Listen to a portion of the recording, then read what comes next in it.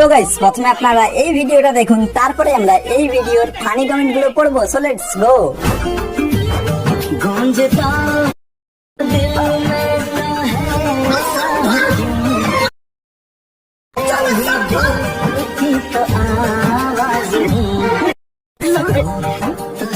पुरानी यादें ताजा करेंगे जब शो बनाने वाले चूतिया थे और हम भी। तो आओ यार शुरू करते हैं बिना किसी डेडिकेशन के।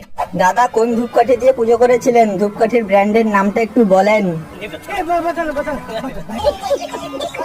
ভাবছি তোমার নামে লটারি কাটবো। এতদিনে কয়লার মধ্যে হিরে পাওয়া গেছে। ভালোবাসা অন্ধ হয় শুনেছিলাম, কিন্তু ভালোবাসা যে কানাতোরা হয় সেটা এখন দেখতে পাচ্ছি। ভুল করে মোমবাতির প্যাকেটে ধূপকাঠি ঢুকে গেছে। তাহলে ভালো ফলগুলো সবসময় পোকামাকড়ই খেয়ে যায়।